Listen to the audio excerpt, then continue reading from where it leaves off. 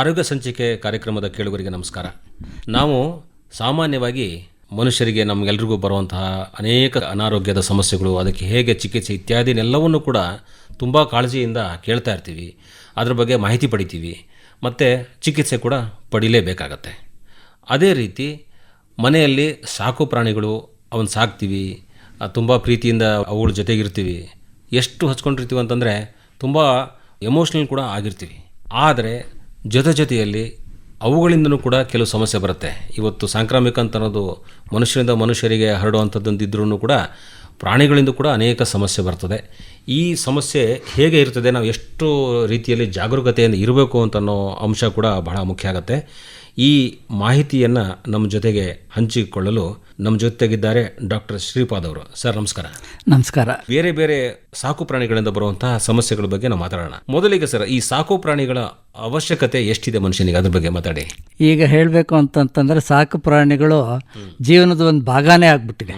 ಯಾಕೆಂದರೆ ನಗರಗಳಲ್ಲಿ ಈಗ ಮನುಷ್ಯನ ಜನಜೀವನ ಜೊತೆಗೆ ಪ್ರಾಣಿಗಳು ಅಥವಾ ಪೆಟ್ ಅಂತ ಏನು ಹೇಳ್ತೀವಿ ಅದು ಹಾಸೋಕ್ಕಾಗಿ ಬಂದ್ಬಿಟ್ಟಿದೆ. ಈಗ ಎಲ್ಲರ ಮನೇಲಿ ಸಾಧಾರಣ ನೋಡಿ 100ಕ್ಕೆ 1% 50% ಎಲ್ಲರ ಮನೆಯಲ್ಲೂ ಏನೋ ಒಂದು ಪ್ರಾಣಿಗಳನ್ನ ಸಾಕ್ತಾ ಇರ್ತಾರೆ. ಮಕ್ಕಳಿಗಿಂತ ಹೆಚ್ಚಿಗೆ ಪ್ರೀತಿಸ್ತಾ ಇರ್ತೀವಿ ನಾವು.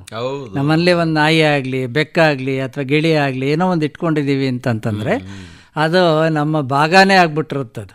ಅವುಗಳಿಗೆ ಏನಾದ್ರು ಹೆಚ್ಚು ಕಡಿಮೆ ಆದರೆ ಮಕ್ಕಳಿಗೆ ಹೇಗೆ ಅನಾರೋಗ್ಯ ಅಥವಾ ಜ್ವರ ಏನಾದ್ರು ಬಂದರೆ ನಮಗೆ ಮನಸ್ಸಿಗೆ ಎಷ್ಟು ಕಸಿವಿಸಿ ಆಗುತ್ತೆ, ಅದೇ ಥರ ಕೂಡ ಪೆಟ್ ಅನಿಮಲ್ಸಿಗೆ ಬಂದರೂ ಕೂಡ ತುಂಬ ನೋವನ್ನು ಅನುಭವಿಸ್ತೀವಿ ನಾವು. ಅದರಿಂದ ಅದು ಒಂದು ಅವಿಭಾಜ್ಯ ಅಂಗನೇ ಆಗ್ಬಿಟ್ಟಿದೆ ಜೀವನದಲ್ಲಿ. ಮನುಷ್ಯರಿಗಿಂತನೂ ಜಾಸ್ತಿ ನಂಬಿಕೆ ಪ್ರೀತಿಯನ್ನ ಅವುಗಳಿಗೆ ಕೊಡಬೇಕು ನಾವು. ಅವು ಕೂಡ ಅಷ್ಟೇ ಪ್ರತಿಕ್ರಿಯೆನೂ ಹಾಗೆ ತೋರಿಸ್ತಿರ್ತವೆ. ಹೌದು, ಅವು ಅಷ್ಟೇ ಹಾಗೆ ಪ್ರತಿಕ್ರಿಯಿಸುತ್ತವೆ. ಇಂಥ ಪ್ರಾಣಿಗಳ ಜೊತೆಗೆ ಇದ್ದಾಗ ನಾವು ಒಂದಿಷ್ಟು ಎಚ್ಚರಿಕೆ, ಈಗ ಮನುಷ್ಯರ ಜೊತೆಗಿದ್ದಾಗನೇ ಎಚ್ಚರಿಕೆ ಇರಬೇಕಂತೀವಿ. ಹೌದು. ಪ್ರಾಣಿಗಳ ಜೊತೆಗಿದ್ದಾಗ ಅಲ್ಲಿ ಕೂಡ ಎಚ್ಚರಿಕೆ ವಹಿಸಲೇಬೇಕಾಗುತ್ತೆ. ಹೌದು. ಒಂದೇನು ಅಂತಂದರೆ ಆ್ಯಕ್ಚುಲಿ ನಿಜ ಹೇಳಬೇಕು ಅಂತಂದರೆ ಮನುಷ್ಯಂಗಿನ ಪ್ರಾಣಿಗಳು ಜಾಸ್ತಿ ಪ್ರೀತಿಸಬೇಕು. ಯಾಕೆಂದರೆ ಮನುಷ್ಯ ಯಾವಾಗ ಏನು ಮಾಡ್ತಾನೆ ಅನ್ನೋದು ನಮಗೆ ಗೊತ್ತಿರೋದಿಲ್ಲ. ಆದರೆ ಪ್ರಾಣಿಗಳು ಖಂಡಿತ ನೀವು ಒಂದ್ಸಲ ಪ್ರೀತಿ ಕೊಟ್ರಿ ಅಂತಂದರೆ ಅವು ಖಂಡಿತ ನಿಮಗೆ ನಿಯತ್ತಾಗಿರ್ತವೆ. ಆದರೂ ಕೂಡ ಪ್ರಾಣಿಗಳಿಂದ ಬರುವಂಥ ಕಾಯಿಲೆಗಳು, ಅದರಲ್ಲಿ ರೇಬಿಸ್ ಅಂತ ಹೇಳಿಬಿಟ್ಟು ಹುಚ್ಚುನಾಯಿ ರೋಗ ಅಥವಾ ನಾಯಿ ಹುಚ್ಚು ರೋಗ ಅಂತಾರೆ. ಇವಾಗ ನಾಯಿಗಳು ಬೆಕ್ಕುಗಳನ್ನ ಸಾಕೋದು ಸಾಮಾನ್ಯ ಆಗಿದೆ ನಗರಗಳಲ್ಲಿ. ಈವನ್ ಹಳ್ಳಿಗಳಲ್ಲೂ ಕೂಡ ಸಾಕ್ತಾರೆ. ಇವನ್ ನೀವು ಕುರುಬರು ನೋಡಿರಬೇಕು. ನೀವು ರಾಜ್ಯದಲ್ಲಿ ಉತ್ತರ ಕರ್ನಾಟಕದಲ್ಲಿ ಹೋದರೆ ಕುರುಬರುಗಳು ನಾಯಿಗಳನ್ನ ಜೊತೆಗೆ ಇಟ್ಕೊಂಡಿರ್ತಾರೆ. ಕುರಿಗಳನ್ನ ಮೇಯ್ಸೋಕ್ಕೋಸ್ಕರ ಇಟ್ಕೊಂಡಿರೋದಾದ್ರೂ ಅವು ಸಾಕು ಪ್ರಾಣಿಗಳೇನೆ. ಅಲ್ಲಿಂದ ಹಿಡಿದು ನಗರಗಳಲ್ಲಿ ಫ್ಯಾಷನ್ಗೋಸ್ಕರ ಸಾಕೋದು ಹೆಚ್ಚಾಗಿದೆ. ಆದರೂ ಕೂಡ ಇದರಲ್ಲಿ ಅದರಿಂದ ಬರುವಂಥ ಕಾಯಿಲೆಗಳು ಇರೋದಿಲ್ಲ. ಪ್ರಾಣಿಜನ್ಯ ಕಾಯಿಲೆಗಳು ಅಂತಾರೆ ಅಥವಾ ರೋಗಗಳು ಅಂತಾರೆ. ಸೊ ಅದರಲ್ಲಿ ಮುಖ್ಯವಾದಂಥದ್ದು ರೇಬಿಸ್ ಅನ್ನೋದು. ನಾಯಿ ಕಡಿದ್ರೆ ಬರುತ್ತೆ ಅಥವಾ ನಾಯಿ ಕಚ್ಚೋದು ಅಂತೀವಿ, ಹುಚ್ಚು ನಾಯಿ ರೋಗ ಬರುತ್ತೆ ಅಂತ ಹೇಳ್ಬಿಟ್ಟು. ಸೊ ಅದರಿಂದ ಬರೋದ್ರಿಂದ ಅದಕ್ಕೆ ತುಂಬ ಮುಂಜಾಗ್ರತೆಯಾಗಿ ನಾವು ಹುಟ್ಟಿದಾಗ್ಲಿಂದ 3 ವೀಕ್ಸ್ ಅಥವಾ 4 ವೀಕ್ಸಿಂದ ಪ್ರಾರಂಭಗೊಂಡು ಸೊ ಅದಕ್ಕೆ ಲಸಿಕೆಗಳನ್ನ ಹಾಕಿಸ್ತಾ ಬರಬೇಕು. ಲಸಿಕೆ ಹಾಕಿಸಿದ್ರೆ ನಿಮಗೆ ಇವಾಗ ಒಂದು ಪ್ರಾವರ್ಬ್ ಇದೆ, prevention is better than cure ಅಂತ ಹೇಳ್ಬಿಟ್ಟು. ಸೊ ಅದರಿಂದ ನಾವು ಮುಂಜಾಗ್ರತೆಯಾಗಿ ಏನು ಲಸಿಕೆ ಹಾಕಿಸ್ಕೊಂಡ್ರೆ ಆ ಕಾಯಿಲೆ ಬರದೇ ಇರೋ ಥರ ತಡಿಬೋದು. ರೇಬಿಸ್ನ ರಕ್ಷಣೆ ಪಡಿಬೇಕು. ರೇಬಿಸ್ ಅಂದರೆ ಈಗ ಬೇರೆ ಬೇರೆ ಈಗ ಬೆಕ್ಕು ಇತ್ಯಾದಿಗಳು ನಾವು ಸಾಕ್ತೀವಂತಲ್ಲ, ಪಕ್ಷಿಗಳನ್ನು ಕೂಡ ಸಾಕ್ತಾರೆ ಕೆಲವೊಬ್ರು. ಅವುಗಳಿಂದ ಏನು ಬರ್ತದೆ? ಅದೇ ಪಕ್ಷಿಗಳಿಂದ ಈಗ ಹೆಚ್ಚಿಗೆ ಏನಾಗ್ತಿದೆ ಅಂದರೆ ಹಕ್ಕಿ ಜ್ವರ ಅಂತ ಹೇಳಿ ಒಂದು ಕಾಯಿಲೆ ಪ್ರಾರಂಭ ಆಗಿದೆ. ಮೀಡಿಯಾದಲ್ಲಿ, ಪೇಪರ್ಗಳಲ್ಲಿ ಸಾಕಷ್ಟು ಪ್ರಚಲಿತವಾಗಿದೆ ಅದು. ಸೊ ಹಕ್ಕಿ ಜ್ವರ ಇದು ವೈಲ್ಡ್ ಬರ್ಡ್ಸ್ ಏನಿದೆ ಅದರಿಂದ, ಅಥವಾ ವೈಲ್ಡ್ ರಿಸರ್ವಾಯರ್ಸ್ ಏನಿದೆ ಅಲ್ಲಿರುವಂಥ ಪ್ರಾಣಿಗಳಿಂದ, ಅಥವಾ ನಮ್ಮ ಕೋಳಿಗಳಿಂದ. ಕೋಳಿಗಳು ಸಾಕೋದು ಸಾಧಾರಣ, ಯಾಕಂದರೆ it has become an industry ನೌಡೇಸ್. So ಆ ಕೋಳಿಗಳಿಂದ ಈ ಹಕ್ಕಿ ಜ್ವರ ಮನುಷ್ಯರಿಗೆ ಬರುವಂಥ ಚಾನ್ಸಸ್ ಇರುತ್ತೆ. ಏನು ಅಂದರೆ ಒಂದು ಸಾಮಾನ್ಯ ಕೋಳಿ ಸಾಕಣೆ ಮಾಡ್ತಾರೆ, ಮತ್ತೆ ಈಗ ಉದ್ಯಮವನ್ನಾಗಿ ಕೋಳಿ ಅಂಗಡಿ ಇಟ್ಕೊಂಡು ಕೋಳಿ ಮಾರಾಟ ಮಾಡ್ತಾರೆ. ಕೋಳಿ ಒಂದು ಉದ್ಯಮ ಆಗ್ಬಿಟ್ಟಿದೆ. ಅದು ದೊಡ್ಡ ದೊಡ್ಡ ಶೆಲ್ಟರ್ಗಳನ್ನ ಮಾಡಿಕೊಂಡು ದೊಡ್ಡ ಪ್ರಮಾಣದಲ್ಲಿ ಮಾಡಿರ್ತಾರೆ. ಅಲ್ಲಿ ಒಂದು ಹಕ್ಕಿಗೆ ಬಂತು ಅಂತಂದ್ರೆ ಬೇರೆ ಎಲ್ಲದಕ್ಕೂ ಕೂಡ ಬಂದು ಸಾಕಷ್ಟು ಅನಾಹುತ ಆಗುವಂಥದ್ದು. ಅದು ದೊಡ್ಡ ಪ್ರಮಾಣದಲ್ಲಿ ರಾಜ್ಯ ಮಟ್ಟದಲ್ಲೂ ದೇಶ ಮಟ್ಟದಲ್ಲೂ ಕೂಡ ಕೆಲವು ಸಮಸ್ಯೆಗಳು, ದೊಡ್ಡ ಸಮಸ್ಯೆ ಆಗಿದೆ. ಆಲ್ಮೋಸ್ಟ್ ಅದು ಏನು ಪ್ಯಾಂಡಮಿಕ್ ಆಗಿದೆ ಅಂತ ಹೇಳ್ಬೋದು. ಅಂದ್ರೆ ವಿಶ್ವ ಎಲ್ಲ ವ್ಯಾಪಿಸ್ತಾ ಇದೆ ಅದು ಹಕ್ಕಿ ಜ್ವರ ಅನ್ನೋದು, ಕೋಳಿಗಳಿಂದ ಬರುವಂಥದ್ದು. ಅದು ಒಂದ್ಸಲ ಕೋಳಿಗಳಿಂದ ಬಂದರೆ ನಮಗೆ ಅದಕ್ಕೆ ಔಷಧಿ ಇಲ್ಲ. ಈವನ್ ಕೋಳಿಗಳಿಗೂ ಹಕ್ಕಿ ಔಷಧಿ ಇಲ್ಲ, ಬಟ್ ಅದಕ್ಕೆ ವ್ಯಾಕ್ಸಿನಾರು ಇದೆ. ಬಟ್ ಮನುಷ್ಯಂಗೆ ಕೋಳಿಗಳಿಂದ ಹಕ್ಕಿ ಜ್ವರ ಮನುಷ್ಯರಿಗೆ ಬಂದರೆ ಅದಕ್ಕೆ ಔಷಧಿ ಏನೂ ಇಲ್ಲ. ಇದು ಅಲ್ದಿರ ಇವಾಗ ಹಸು ಸಾಕ್ತೀವಿ ನಾವು. ಹಸು ಸಾಕಾಣಿಕೆ ಅದು ಒಂದು ಉದ್ಯಮನೇ, ಹೈನುಗಾರಿಕೆ. ಅದರಲ್ಲಿ ಕೂಡ ಹಸುಗಳಿಗೆ ಕಂದು ರೋಗ ಅಂತ ಬರುತ್ತೆ. ಅಂದರೆ ಅದು ಇವಾಗ ಗರ್ಭ ಧರಿಸುತ್ತಲ್ಲ, ಗರ್ಭ ಧರಿಸಿದಾಗ 9 ತಿಂಗಳು ದಾಟಿ 9 ದಿನ ದಾಟಿ ಆಮೇಲೆ ಕರು ಹಾಕೋದು ಸಾಧಾರಣದ ವಿಷಯ. ಆದರೆ ಕಂದು ರೋಗ ಬಂದರೆ ಏನಾಗುತ್ತೆ, 7ರಿಂದ 9 ತಿಂಗಳು ಗರ್ಭ ಧರಿಸಿದಾಗ ಆವಾಗ ಕಂದು ಹಾಕ್ಬಿಡುತ್ತೆ, ಅಂದರೆ ಅಬಾರ್ಷನ್ ಆಗುತ್ತೆ. ಸೊ ಅದು ಬಹಳ ಮುಖ್ಯವಾದಂಥ ಕಾಯಿಲೆ.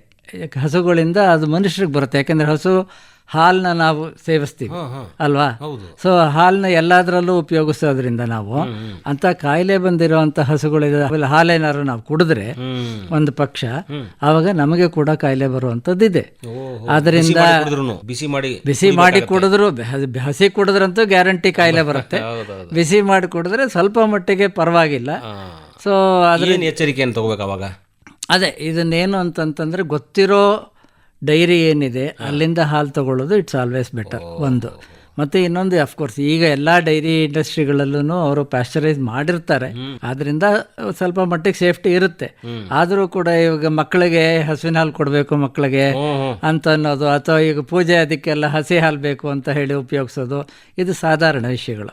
ಸೊ ಅಂಥದನ್ನೆಲ್ಲ ನಾವು ಯಾವಾಗ ಸೇವಿಸ್ತೀವಿ ಆವಾಗ ನಮಗೆ ಕಾಯಿಲೆ ಬರುವಂಥ ಅವಕಾಶ ಇರುತ್ತೆ. ಮತ್ತು ಅದು ಕಂದು ರೋಗ ಮನುಷ್ಯರಿಗೆ ಬಂದರೆ ಈ ನಮಗೆ ಜಾಯಿಂಟ್ಸ್ ಪೇಯ್ನ್ಗಳೇನು ಬರುತ್ತೆ ಅದು ಬರುತ್ತೆ. ಮತ್ತು ಗಂಡಸರಲ್ಲಿ ವೃಷಣ ಅಂದರೆ ಟೆಸ್ಟಿಕಲ್ಸ್ ಏನಿರುತ್ತೆ ಅದು ಡ್ಯಾಮೇಜ್ ಆಗುತ್ತೆ. ಈ ಥರ ಕಾಯಿಲೆಗಳೆಲ್ಲ ಬಂದ್ಬಿಡುತ್ತೆ ಮನುಷ್ಯರಿಗೆ. ಭಾಳ ನಾವು ಸರಳವಾಗಿ ಇರ್ತೀವಿ. ಆಕಳಿಂದ ಆಗಲಿ ನಾವು ಮನೆಯಲ್ಲಿ ಸಾಕು ಪ್ರಾಣಿಗಳಿಂದ, ವಿಶೇಷವಾಗಿ ದನಕರುಗಳಿಂದ ಏನೂ ಸಮಸ್ಯೆ ಇರಲ್ಲ ಅಂತ ಹೇಳಿ ಅಂತಿರ್ತೀವಿ ನಾವು. ಅವುಗಳಿಂದ ಸಾಕಷ್ಟು ಲಾಭ ಇದೆ, ನಿಜ ಲಾಭ ಇದೆ. ಅದ್ರ ಜೊತೆಗೆ ಒಂದು ಎತ್ತುಗಳನ್ನ ಕಟ್ಟಿದ್ರೆ ಅದರದ್ದು ಒಂದು ಪರಿಮಳನೇ ಬಹಳ ವಿಶೇಷ, ಮನೆ ಒಂಥರ ಆರೋಗ್ಯವಾಗಿರುತ್ತೆ ಅಂತ ಹೇಳಿ ಹೇಳೋರಿರ್ತಾರೆ. ನಿಜ ನಿಜ. ಆದರೂ ಕೂಡ ನಮ್ಮ ಜಾಗರೂಕತೆ ನಾವೇನು ವಹಿಸ್ಬೇಕೋ ಅದನ್ನು ವಹಿಸಲೇಬೇಕಾಗುತ್ತೆ. ಇಲ್ಲ ಅಂತಂದ್ರೆ ನಮಗೂ ತೊಂದರೆ, ರಿಸ್ಕ್ ಇರುತ್ತಲ್ಲ. ಸೊ ಅದರಿಂದ ಈ ಥರ. ಅದ್ರ ಜೊತೆಗೆ ಇನ್ನೊಂದೇನು ಅಂದರೆ ಕುರಿಗೆ ಸಾಕೋದು. ಕುರಿ ಸಾಕಾಣಿಕೆನೂ ಅಷ್ಟೇ. ನಮ್ಮ ರಾಜ್ಯದಲ್ಲಿ ಹೆಚ್ಚು ಕಡಿಮೆ ಉತ್ತರ ಕರ್ನಾಟಕದಲ್ಲೇ 9-10 ಕೋಟಿ ಇದಿದೆ ಕುರಿ. ಅದರಲ್ಲಿ ಕುರಿಗಳಿಂದ ಲೆಪ್ಟೋಸ್ಪೈರೋಸಿಸ್ ಅಂತ ಒಂದು ಕಾಯಿಲೆ ಬರುತ್ತೆ. ಇಲಿ ಜ್ವರ ಅಂತ ಏನಿರುತ್ತೆ, ಆ ಇಲಿ ಜ್ವರ ಏನಿದೆ ಅದು ಲೆಪ್ಟೋಸ್ಪೈರೋಸಿಸ್ ಅಂತ, ಅದು ಮನುಷ್ಯರಿಗೆ ಬರುವಂಥ ಕಾಯಿಲೆ. ಸೊ ಅದರಿಂದ ಜೇನು ಪಶು ಜೊತೆಗೆ ನಾವು ಜೀವನ ಮಾಡ್ತೀವಿ, ಅಥವಾ ಹೈನುಗಾರಿಕೆ ಆಗಿರ್ಬೋದು, ಕುರಿ ಸಾಕಾಣಿಕೆ ಇರ್ಬೋದು, ಕೋಳಿ ಸಾಕಾಣಿಕೆ ಇರ್ಬೋದು, ಇವೆಲ್ಲ ಏನು ಸಾಕಾಣಿಕೆ ಮಾಡ್ತೀವಿ, ಆದರೂ ಕೂಡ ನಮ್ಮ ಜಾಗರೂಕತೆಯಲ್ಲಿ ನಾವು ಮುಂಜಾಗ್ರತೆ ಏನೇನು ವಹಿಸಬೇಕು ಅದನ್ನೆಲ್ಲ ವಹಿಸಲೇಬೇಕಾಗುತ್ತೆ. ಇವಾಗ ಕ್ಷಯ ಅಂತ ಕೇಳಿರ್ತೀವಿ ನೀವು, ಟ್ಯೂಬರ್ಕ್ಯುಲೋಸಿಸ್ ಅಥವಾ TB ಅನ್ನೋ ಕಾಯಿಲೆ. ಆ ಕಾಯಿಲೆನೂ ಅಷ್ಟೇ ಪ್ರಾಣಿಗಳಿಂದ ಮನುಷ್ಯರಿಗೆ ಬರುತ್ತೆ, ಮನುಷ್ಯರಿಂದನೂ ಕಾಯಿಲೆ ಹಸುಗಳಿಗೆ ಆಗುತ್ತೆ, ಇಲ್ಲ ಅಂತಲ್ಲ. ಸೊ ಅದರಿಂದ ಜಾಸ್ತಿ ಈಗ ಬಹಳ ಶೀತ ನೆಗಡಿ ಆಗಿದೆ ಅಂತ ಜಾಸ್ತಿ ಸೀನಿದ್ರೆ ಅದು ನಾಯಿಗೂ ಬರ್ಬೋದು, ನಾಯಿಯಿಂದ ನಮಗೂ ಬರ್ಬೋದು, ನಮ್ಮಿಂದ ನಾಯಿಗೂ ಹೋಗ್ಬೋದು. ನೆಗಡಿ ಈ ಥರ ಜ್ವರ ಇದೆಲ್ಲ ಪ್ರಾಣಿಗಳಿಗೆ ಇರೋದೆಲ್ಲ ಹೆಂಗೆ ಗೊತ್ತಾಗುತ್ತೆ?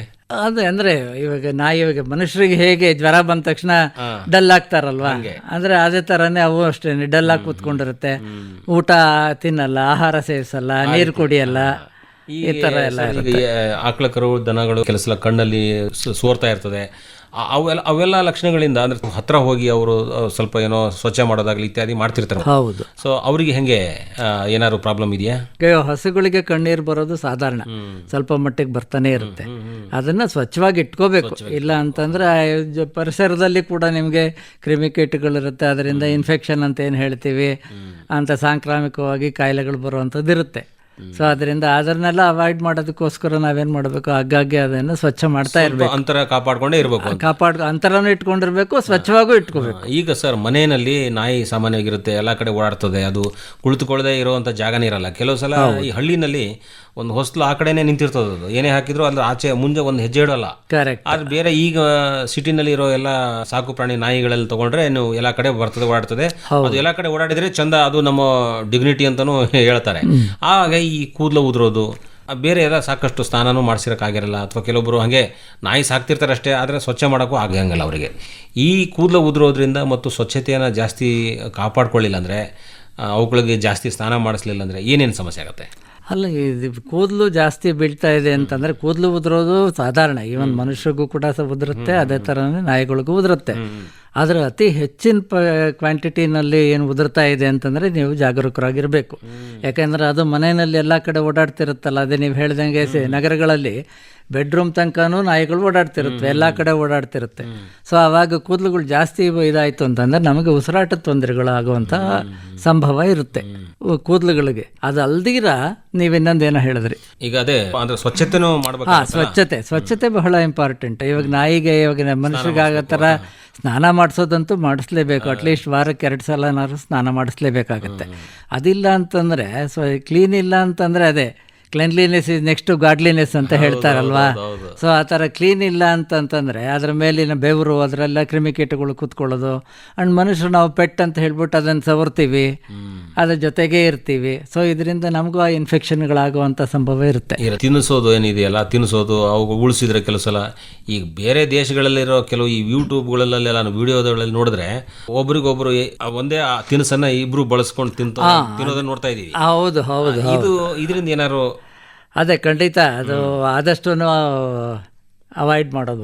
ಪ್ರಾಣಿಯೇ ಬಹಳ ಅದು ಸಾಕು ಪ್ರಾಣಿ ಮುದ್ದಿರ್ಬೋದು. ಸಾಕು ಪ್ರಾಣಿಯಿಂದ ಸಮಸ್ಯೆ ಅನುಭವಿಸ್ಬಿಡ್ತಾರೆ ಇದಕ್ಕಿದ್ದಂಗೆ. ಅವು ಎಲ್ಲೋ ಒಂದ್ ಕಡೆ ಹೊರಗಡೆ ಹೋಗಿ ಬಿಟ್ಟಿರ್ತಾರೆ, ಅಲ್ಲಿ ಇನ್ನೊಂದು ಯಾವುದೋ ನಾಯಿ ಅವಕ್ಕೆ ಕಚ್ಚಿರ್ತವೆ. ಅದು ಹುಚ್ಚು ನಾಯಿ ಕಚ್ಚಿರ್ಲಬಹುದು, ರೇಬಿಸ್ ಕಾಯಿಲೆ ಅದು ಕಾರಣ ಆಗ್ಬೋದು. ಹಾಗಾಗಿ ಈ ರೀತಿಯಾದಂತಹ ಒಂದು ಎಚ್ಚರಿಕೆ ಬೇಕಾಗತ್ತಾ ಅಂತ. ಖಂಡಿತ ಬೇಕು. ಈ ಕೆಲವು ಸಲ ಈ ನಾಯಿಗಳು ಬರೀ ನೆಕ್ಕಿದ್ರೂ ಸಾಕು, ಅದರಿಂದ ಸಮಸ್ಯೆ ಬರುತ್ತೆ. ಅಂದರೆ ನಾಯಿದೇನು ಹಲ್ಲಿರುತ್ತೆ, ಅದರ ಜೊಲ್ಲಲ್ಲಿ ಈ ರೇಬಿಸ್ ಅನ್ನೋ ವೈರಸ್ ಇರುತ್ತೆ, ಹೆಚ್ಚಿನ ಪ್ರಮಾಣದಲ್ಲಿ ಇರುತ್ತೆ. ಸೊ ನಾವು ಅದು ಕಚ್ಚಿದಾಗ ಅಥವಾ ಕಡ್ದಾಗ ಏನಾಗುತ್ತೆ, ನಮ್ಮ ಸ್ಕಿನ್ ಒಳಗಡೆ ಗಾಯ ಆಗ್ಬಿಟ್ಟು ಒಳಗಡೆ ಎಂಟ್ರಿ ಆಗಲಿಕ್ಕೆ ಅವಕಾಶ ಇರುತ್ತೆ. ಆದರೆ ನೆಕ್ಕದಾಗ ರೋಗ ಹರಡತ್ತಾ ಅಂತ ನಿಮ್ಮ ಕ್ವಶನ್. ನಮ್ಮ ಕೈ ಮೇಲೆ ಯಾವುದಾದ್ರು ಸಣ್ಣ ಸಣ್ಣ ಗೀರುಗಳಿರುತ್ತೆ, ಗಾಯಗಳಿರುತ್ತೆ, ಅದು ನಮ್ಮ ಕಣ್ಣಿಗೆ ಕಾಣಲ್ಲ, ಅಥವಾ ನಾವು ಅದ್ರ ಬಗ್ಗೆ ಅಷ್ಟು ಏನೋ ಕೇರ್ ತೊಗೊಳ್ಳಲ್ಲ. ಏನೋ ಆಗ್ತಾ ಇದೆ ಅಂತ ಹೇಳ್ಬಿಟ್ಟು ಅಕಸ್ಮಾತ್ ಕೆಲವು ಸಲ ನಿಮಗೆ ತುರ್ಕೆ ಆದ್ರೂ ಈಗ ಕೆರ್ಕೊಳ್ತೀರಿ, ಸುಮ್ಮನಾಗ್ಬಿಡ್ತೀರಿ ನೀವು. ಆವಾಗ ಅಂಥದ್ರಲ್ಲಿ ಸಂಭವದಲ್ಲಿ ಏನಾಗುತ್ತೆ, ಅದ್ರ ಮೇಲೆ ಗಾಯ ಆಗಿರುತ್ತೆ, ಮೈನ್ಯೂಟ್ ಆಗಿ ಗಾಯ ಆಗಿರುತ್ತೆ. ಅಂಥ ಅದನ್ನು ನೆಕ್ಕದಾಗ ಅದರ ಜೊಲ್ಲು ನಮ್ಮ ಬಾಡಿನ ಪ್ರವೇಶ ಮಾಡೋಕ್ಕೆ ಅವಕಾಶ ಆಗ್ಬಿಟ್ಟು ಕೂಡ ಈ ಕಾಯಿಲೆ ಹರಡಲಿಕ್ಕೆ ಅವಕಾಶ ಇರುತ್ತೆ, ಸಾಧ್ಯತೆ ಇದೆ. ಈಗ ಬೆಕ್ಕು ಸಾಮಾನ್ಯವಾಗಿ ಸಾಕ್ತಿರ್ತಾರೆ, ಅದೇ ರೀತಿ ಅಳಿಲು ಸಾಕ್ತಾರೆ ಕೆಲವೊಬ್ಬರು. ಇವುಗಳಿಂದ ಏನೇನು ಸಮಸ್ಯೆ ಆಗುತ್ತೆ? ಈಗ ಬೆಕ್ಕು ಅಂತಂದ್ರೆ ಅದು ಸಾಮಾನ್ಯ ಎಲ್ಲ ಕಡೆ ಬರ್ತದೆ, ಓಡಾಡ್ತದೆ ಜಾಸ್ತಿ, ಅದರಿಂದನೂ ಕೂಡ ಕೂದಲು ಉದುರ್ತವೆ. ಹೌದು, ಇವೆಲ್ಲ ಅಲ್ಲ ಕೂದಲು ಉದುರೋ ಪ್ರಾಬ್ಲಮ್. ಏನೋ ವಾಸನೆ, ಒಂದು ಮನೆಗೆ ನಾಯಿ ಸಾಕಿದ ಮನೆ ಆಗಿರ್ಬೋದು, ಬೆಕ್ಕು ಇರಬಹುದು, ಅವರಿಗೆ ಅದು ಏನೋ ಇರ್ಲಿಕ್ಕಿಲ್ಲ. ಆದ್ರೆ ಬೇರೆ ಹೊರಗಡೆಯಿಂದ ಬಂದವರಿಗೆ ಒಂದು ಮನೆ ವಾತಾವರಣ ಅಂದ್ರೆ ಯಾವುದೋ ಒಂದು ಪ್ರಾಣಿ ಇದ್ದಾಗ ವಾಸನೆನೇ ಬೇರೆ ಇರುತ್ತೆ. ಹೌದು ಹೌದು. ಅಲ್ಲ ವಾಸನೆಗೆ ಏನು ಮಾಡೋಕ್ಕಾಗಲ್ಲ, ಅವ್ರು ಸಾಕಿದವ್ರಿಗೆ ಅದು ಮುದ್ದಿರುತ್ತೆ, ಮುದ್ದಿನ ಪ್ರಾಣಿ, ಅದರಿಂದ ಅವ್ರು ಅದ್ರ ಬಗ್ಗೆ ಅಷ್ಟು ಗಮನ ಕೊಡೋದಿಲ್ಲ. ಆದ್ರೆ ಬಟ್ ಆಚೆ ಕಡೆಯಿಂದ ಬಂದವ್ರಿಗೆ ಅದನ್ನ ನೀವು ಯು ಕ್ಯಾನ್ ಫೀಲ್ ಇಟ್, ಆ ಥರ ಡಿಫ್ರೆನ್ಸ್ ಗೊತ್ತಾಗುತ್ತೆ ನಿಮಗೆ. ಬಟ್ ಕೂದಲು ಈ ಬೆಕ್ಕುಗಳಿಗೆ ಏನು ಕೂದಲು ಉದುರೋದು ನಾ ಹೇಳಿದ್ನಲ್ಲ, ನಾಯಿಗಳಿಗೆ ಅದೇ ಥರನೇ ಅದನ್ನು. ಇನ್ಫ್ಯಾಕ್ಟ್ ಬೆಕ್ಕುಗಳಿಗೆ ಜಾಸ್ತಿ ಕೂದಲು ಉದುರುತ್ತೆ.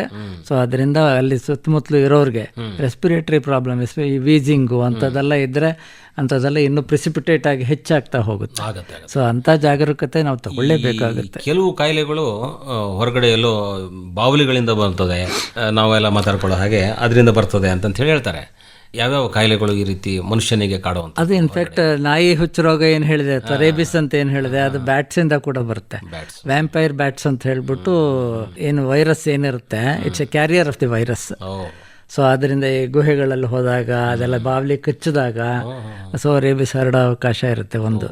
ಮತ್ತು ಇನ್ನೊಂದು ಈ ಕಾಗೆ ಮತ್ತು ವ್ಯಾಂಪೈರ್ ಬ್ಯಾಟ್ಗಳಿಂದ ಅಥವಾ ಈ ಫ್ರೂಟ್ ಈಟಿಂಗ್ ಬ್ಯಾಟ್ಸ್ ಅಂತ ಇರುತ್ತೆ, ಅಂದರೆ ಹಣ್ಣುಗಳನ್ನ ತಿನ್ನುವಂಥ ಬ್ಯಾಟ್ಸ್. ಸೊ ಅದರಿಂದ ಇವಾಗ ರೀಸೆಂಟಾಗಿ ಕೇರಳದಲ್ಲಿ ನಿಪಾ ವೈರಸ್ ಅಂತ ಹೇಳಿ ಒಂದೇ ಬರ್ತಾ ಇದೆ.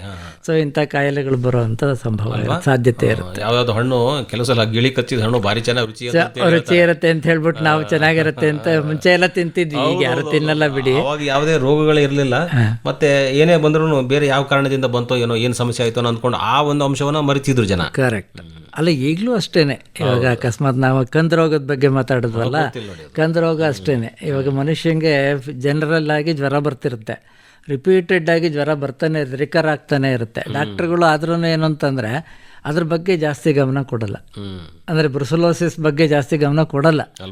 ತೀರಾ ಹೆಚ್ಚಿನ ಪ್ರಮಾಣದಲ್ಲಿ ಇದಾದಾಗ ಮಾತ್ರ ಓ ಇಲ್ಲ ಅದನ್ನೊಂದು ರೂಲ್ ಔಟ್ ಮಾಡಬೇಕು ಅಂತ ಅವ್ರ ಇದಕ್ಕೆ ಬರುತ್ತೆ. ಸೊ ಅವಾಗ ಅದರ ಬಗ್ಗೆ ಡಯಾಗ್ನೋಸಿಸ್ ಮಾಡೋಕ್ಕೆ ನಾವು ನಮ್ಮ ಮನೇಲಿ ನಾವು ಇರ್ತೀವಿ, ಬೇರೆ ಈ ಪಕ್ಷಿಗಳು ಗೂಡು ಕಟ್ತಾವೆ ನೋಡಿ, ಪಾರಿವಾಳ ಆಗಿರ್ಬೋದು, ಬೇರೆ ಹಿಂಗೆ ಅವು ಕೆಲವು ಸಲ ಮನೆಯೊಳಗೂ ಹಾರಿ ಬಂದಿರ್ತವೆ. ಈ ಹಳ್ಳಿನಲ್ಲಿ ಆದರೆ ದಾರಿ ಇರ್ತದೆ, ಬರ್ತವೆ ಹೋಗ್ತವೆ. ಆದರೆ ನಾವು ರಕ್ಷಣೆ ಮಾಡ್ಕೊಂಡ್ರೂ ಕಿಟಕಿ ಹತ್ರ ಅಲ್ಲೆಲ್ಲ ಗೂಡು ಕಟ್ಟಿರ್ತವೆ.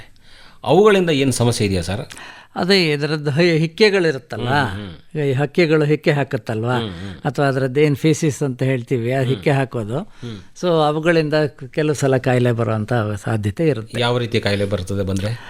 ಬಂದರೆ ಒಂದು ಏನು ಜೀರ್ಣಾಂಗದ ಡೈಜೆಸ್ಟಿವ್ ಪ್ರಾಬ್ಲಮ್ಸ್ ಅಂತ ಏನು ಹೇಳ್ತೀವಿ, ಅದರದ್ದು ಬರೋ ಪ್ರಾಬ್ಲಮ್ ಇರುತ್ತೆ. ಇಲ್ಲ ಅಂತಂದರೆ ಪಿಜನ್, ಎಸ್ಪೆಷಲಿ ಪಾರಿವಾಳಗಳು, ಅದರಿಂದ ಅದು ರೆಸ್ಪಿರೇಟರಿ ಪ್ರಾಬ್ಲಮ್ ಜಾಸ್ತಿ. ಹೌದಾ? ಹೌದು ಹೌದು.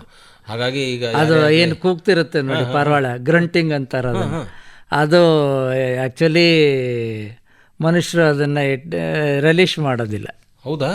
ನೋಡಿ, ನಾವು ಏನೋ ಕೂಗ್ತಾ ಇದೆ ಅಂತ ಹೇಳಿ ಅದು ಜೊತೆ ಅದರಲ್ಲಿ ಪುಕ್ಕಗಳೆಲ್ಲ ಬೀಳ್ತಾ ಇರುತ್ತಲ್ಲ, ಆ ಪುಕ್ಕಗಳು ಹೇಗೇನು ಉಸಿರಾಟಕ್ಕೆ ತೊಂದರೆಗಳು ಮಾಡೋದು, ಅದೆಲ್ಲ ಸರ್ವೇ ಸಾಧಾರಣ. ಹಾಗಾಗಿ ಮನೆಗಳಲ್ಲಿ, ಮನೆ ಸುತ್ತಮುತ್ತ ಏನೋ ಕಿಟಕಿಗಳಲ್ಲೆಲ್ಲ ಗೂಡು ಕಟ್ಟಿದ್ರೆ ಅದು ಸ್ವಲ್ಪ ಅದನ್ನ ಅವಾಯ್ಡ್ ಮಾಡಬೇಕು. ಅವಾಯ್ಡ್ ಖಂಡಿತ ಮಾಡಬೇಕು, ಖಂಡಿತ ಮಾಡಬೇಕು. ಹೌದು ಹೌದು ಹೌದು. ಒಂದೇನೋ ಒಂದ್ಸಲ ಈಗ ಪಾರಿವಾಳ ಎಲ್ಲೆಲ್ಲೋ ಈಗ ದೊಡ್ಡ ದೊಡ್ಡ ಐತಿಹಾಸಿಕ ಸ್ಥಳಗಳು, ಅಲ್ಲಿ ದೇವಸ್ಥಾನಗಳು ಮುಂದೆ ಹೋದಾಗ ಸಾಕಷ್ಟು ಪಾರಿವಾಳಗಳು ಸಿಗ್ತವೆ ನಮಗೆ ನೋಡೋಕ್ಕೆ. ಕಾಳಾಕಿರ್ತಾರೆ, ಅವು ನೂರಾರು ಪಾರಿವಾಳಗಳು ಒಟ್ಟಿಗೆ ಬರ್ತವೆ ಹೋಗ್ತವೆ, ನೋಡೋಕೆ ಎಷ್ಟು ಚಂದ ಇದೆ ಅಂತ ಹೇಳ್ತೀವಿ ನಾವು. ಆದರೆ ಹೆಚ್ಚೊತ್ತು ನೀವು ಅಲ್ಲಿದ್ದರೆ ಅದರಿಂದ ಏನಾದರೂ ಒಂದು ಸಮಸ್ಯೆ ಆಗೋ ಸಾಧ್ಯತೆ ಇರುತ್ತೆ. ಅಲ್ಲ, ಈಗ ನೀವು ಎಸ್ಪೆಷಲಿ ಬೆಂಗಳೂರಂಥ ಸಿಟಿಗಳಲ್ಲಿ ಅಥವಾ ಮೆಟ್ರೋಪಾಲಿಟನ್ ಸಿಟಿಗಳಲ್ಲಿ, ನಗರಗಳಲ್ಲಿ ಅಪಾರ್ಟ್ಮೆಂಟ್ ಕಲ್ಚರ್ ಜಾಸ್ತಿ ಅಲ್ಲ. ಇವಾಗ ನೀವು ಬೇರೆ ಊರುಗಳಲ್ಲಾದರೆ ಅಷ್ಟಿರಲ್ಲ, ಎಲ್ಲ ಕಡೆನೂ ಬರೀ ನೆಲಮಹಡಿ ಇರುತ್ತೆ ಅಥವಾ ಮ್ಯಾಕ್ಸಿಮಮ್ 1-2 ಫ್ಲೋರ್ ಇರುತ್ತೆ. ಬಟ್ ಇಲ್ಲಿ ಸ್ಟೋರೇಜ್ ಬಿಲ್ಡಿಂಗ್ಸ್ ಜಾಸ್ತಿ. ಈ ಅಪಾರ್ಟ್ಮೆಂಟ್ಗಳಲ್ಲಿ ನೀವು ನೋಡಿ ಪಾರಿವಾಳದ ಪ್ರಾಬ್ಲಮ್ ತುಂಬಾ ಇರುತ್ತೆ, ತುಂಬಾ ಇರುತ್ತೆ. ಅದಕ್ಕೆ ಎಲ್ಲರೂ ಪಿಜನ್ ನೆಟ್ ಹಾಕಿಸ್ಕೋತಾರೆ ಸಾಧಾರಣವಾಗಿ, ಬರಬಾರ್ದು. ಸರ್, ಈಗ ಕೃಷಿ ಕಾಯಕಗಳಲ್ಲಿ ತೊಡ್ಕೊಂಡವರು ಹಸುಗಳಿಂದ ಆಗಲಿ ಅಥವಾ ಬೇರೆ ತಮ್ಮ ಸಾಕು ಪ್ರಾಣಿಗಳಿಂದ ಏನೇನೋ ಸಮಸ್ಯೆ ಆಗತ್ತಂತ ಹೇಳ್ತೀವಿ. ಈ ಜೇನು ಸಾಕಾಣಿಕೆ ಮಾಡ್ತಾರಲ್ಲ, ಹುಳ ಕಚ್ಚಿದರೆ ಸಮಸ್ಯೆ ಆಗತ್ತಂತ ಅನ್ನೋದು ಬಿಟ್ಟರೆ ಅವುಗಳಿಂದ ಏನೂ ಸಮಸ್ಯೆ ಇಲ್ಲ, ಜೇನು ಸಿಗುತ್ತೆ, ಭಾಳ ಖುಷಿಯ ಸಮಾಚಾರ ಅಂತ ಹೇಳ್ತೀವಿ. ಅವುಗಳಿಂದ ಏನಾದರೂ ಸಮಸ್ಯೆ ಇದೆಯಾ? ಜೇನು ಸಾಕಾಣಿಕೆ ಬಗ್ಗೆ ಆ್ಯಕ್ಚುಲ್ ಆಗಿ ನೀವು ಎಪಿಕಲ್ಚರ್ ಅಥವಾ ಸೆರಿಕಲ್ಚರ್ ಕೇಳೋದು ಒಳ್ಳೆಯದು. ಅಂದರೆ ಈಗ ಎಲ್ಲ ಪ್ರಾಣಿಗಳಿಂದ, ಎಲ್ಲ ನಮ್ಮ ಸಾಕು ಪ್ರಾಣಿಗಳಿಂದ ಏನಾದರೂ ಸಮಸ್ಯೆ ಇದೆಯಾ ಅಂತ ಅನ್ನೋದ್ರ ಕಡೆ ನಾವು ಒಂದಿಷ್ಟು ಯೋಚನೆ ಮಾಡಬೇಕಾಗತ್ತೆ ಅಂತ. ನಿಜ ನಿಜ ನಿಜ. ಅದು ಗೊತ್ತಿರಲ್ಲ ಕೆಲವು ಸಲ. ಮತ್ತು ಪ್ರಾಣಿಗಳನ್ನು ನಾವು ತಗೊಂಡು ಸುತ್ತಾಡ್ತೀವಿ ಹೊರಗಡೆ, ನಾಯಿ ಜೊತೆಗೆ ಹೋಗೋದು, ಎಲ್ಲಿ ಬೇಕಲ್ಲಿ ಅದು ಮಲ ವಿಸರ್ಜನೆ ಮಾಡುತ್ತೆ, ಮೂತ್ರ ವಿಸರ್ಜನೆ ಮಾಡುತ್ತೆ. ಇದರಿಂದ ಏನು ಸುತ್ತಮುತ್ತಲ ವಾತಾವರಣಕ್ಕೆ ಒಂದು ಸ್ವಚ್ಛತೆ ಅಲ್ಲ ಅಂತ ಹೇಳೋದು ಒಂದಾಯಿತು, ಓಡಾಡೋರಿಗೆ, ಸುತ್ತಮುತ್ತ ಹೋಗೋ ಬರೋರಿಗೆ. ಅಲ್ಲ ಅಂದರೆ ಇವಾಗ ಮಲ ವಿಸರ್ಜನೆ ಆಗುತ್ತೆ, ಅದರಲ್ಲೂ ಕೂಡ ಕ್ರಿಮಿಕೀಟಗಳು ಇದ್ದೇ ಇರುತ್ತೆ, ಖಂಡಿತ ಇರುತ್ತೆ.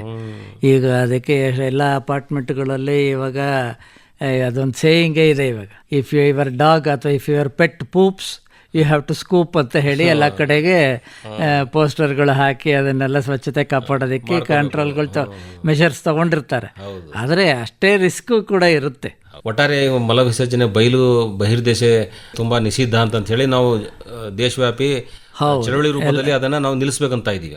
ಕೂಡ ಅಲ್ಲಿ ನೊಣಗಳು ಅಥವಾ ಬೇರೆ ಎಲ್ಲ ಕ್ರಿಮಿಗಳು ಎಲ್ಲ ಕೂತ್ಕೊಂಡು ಮತ್ತು ಮನುಷ್ಯರಿಗೆ ಪ್ರಾಬ್ಲಮ್ ಕೊಡ್ತವೆ. ಹೌದು, ಆ ನೊಣಗಳು ತಿರ್ಗಾ ನಾವು ಊಟ ಮಾಡುವಂತ ಆಹಾರಗಳ ಮೇಲೆ ಬಂದು ಕೂತ್ಕೊಂಡ್ರೆ ಅದ್ರದ್ದು ಕಾಯಿಲೆಗಳೆಲ್ಲ ನಮ್ಗೆ ಹರಡುವಂತ ಸಾಧ್ಯತೆ ಇದ್ದೇ ಇರುತ್ತೆ. ಅದರಿಂದ ನಾಯಿಗಳಾಗ್ಲಿ, ಪೆಟ್ ಅನಿಮಲ್ಸ್ ಅಂತ ಏನಂತೀವಿ, ಸಾಕು ಪ್ರಾಣಿಗಳು, ಅದನ್ನು ಮುದ್ದಿಗಷ್ಟೇ ಇಟ್ಕೋಬೇಕೆ ಹೊರತು ಈ ತರ ವಿಷಯಗಳಿಗೆ ನಾವು ಆದಷ್ಟು ಮುಂಜಾಗ್ರತೆ ವಹಿಸಲೇಬೇಕಾಗುತ್ತೆ.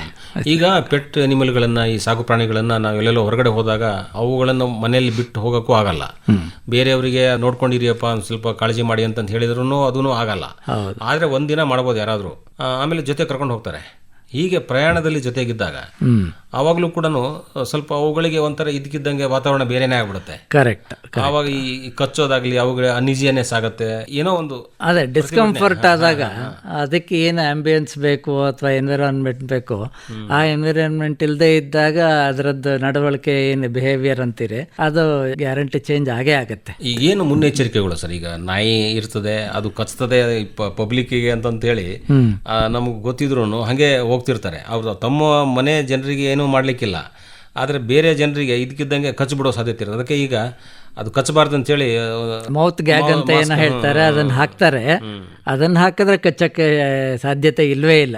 ಆದ್ರೆ ಎಲ್ಲರೂ ಹಾಕೋದಿಲ್ಲ, ಅದು ಎಲ್ಲರೂ ಹಾಕೋದಿಲ್ಲ. ಒಂದು ಕಾಣಿಸುತ್ತೆ 100ಕ್ಕೆ ಮ್ಯಾಕ್ಸಿಮಮ್ ಅಂದ್ರೆ ಒಂದು 2 to 5% ಹಾಕ್ತಾರೆ ಅಷ್ಟೇನೆ. ಇನ್ ಮಿಕ್ಕಿದ್ದು ಯಾರು 95 ಜನ ಹಾಕೋದಿಲ್ಲ. ಆದ್ರೆ ಅವು ನೀವು ಹೇಳ್ದಂಗೆ, ನೀವು ಕರೆಕ್ಟಾಗಿ ಹೇಳಿದ್ರಿ, ನೀವು ಹೇಳ್ದಂಗೆ ಅವ್ರು ಸಾಕಿದವ್ರಿಗೆ ಕಚ್ಚೋದಿಲ್ಲ, ಅದು ಬೇರೆಯವ್ರಿಗೇನೆ ಕಚ್ಚೋದು. ಅದು ಕಚ್ಚಿದಾಗ ಹಾಗೆ ಹೇಳ್ತಾರೆ, ಅಯ್ಯೋ ನಮ್ಮ ನಾಯಿ ಇದುವರೆಗೂ ಕಚ್ಚಿರ್ಲಿಲ್ಲ, ನಿಮಗೆ ಫಸ್ಟ್ ಕಚ್ಚಿದ್ದು ಅಂದ್ಕೊಂಡಿದ್ದು ಅಂತಾರೆ. ಆದ್ರೆ ತೊಂದರೆ ಅನುಭವಿಸೋರು ನಾವೇನೆ. ಈಗ ಹುಚ್ಚು ನಾಯಿ ರೋಗಕ್ಕೆ ಏನಾರು ಅಥವಾ ನಾಯಿ ಕಚ್ಚಿತು ಅಂದ್ರೆ ಅದು ಕಾಯಿಲೆ ಇದೆಯೋ ಬಿಡ್ತೋ, ಮುಂಜಾಗ್ರತೆಯಾಗಿ ಮನುಷ್ಯರು ಕೂಡ ಕಚ್ಚಿದ ತಕ್ಷಣ ನಾವು ಇಂಜೆಕ್ಷನ್ಗಳು ತಗೊಳ್ಳೇಬೇಕೀಗ. ಆಂಟಿ ರೇಬಿಸ್ ಇಂಜೆಕ್ಷನ್ ಅಂತ ಏನಿದೆ, post bite anti rabies injection ಅಂತ ವ್ಯಾಕ್ಸಿನ್ ಅಂತ ಹೇಳಿ ಅದನ್ನು ತಗೊಳ್ಳೇಬೇಕು. ಅದು 3-5 ಆ ಥರ ಇರುತ್ತೆ. ಇದೆಲ್ಲ ಮಾಡಬೇಕು. ಇನ್ನೊಂದು ಏನಂದ್ರೆ, ಈ ಪ್ರಾಣಿ ಸಂಗ್ರಹಾಲಯಕ್ಕೆ ಹೋಗ್ತೀವಿ, ಝೂಗಳಿಗೆ ಹೋಗ್ತೀವಿ, ಯಾವಾಗೋ ಒಂದ್ಸಲ ಹೋಗ್ತೀವಿ ಅಂದ್ಕೋಣ, ಅದು ಸುಮಾರು ತಾಸುಗಟ್ಟಲೆ ಇಡೀ ದಿನ ಅಲ್ಲಿ ಕಳೆಯೋದು ಬರ್ಬೋದು. ತುಂಬಾ ಹತ್ರ ಹೋಗಿ ಪ್ರಾಣಿಗಳನ್ನ ಮುಟ್ಬೇಡಿ ಅಂತ ಹಾಕಿರ್ತಾರೆ ಬೋರ್ಡ್ಗಳು, ಕರೆಕ್ಟ್. ಆದ್ರೆ ಹತ್ರ ಹೋಗಿ ಜನರು ನೋಡ್ತಾರೆ, ಪೂರ್ತಿ ಮುಖದ ಹತ್ರನೂ ಕೂಡ ಹೋಗಿರ್ತಾರೆ.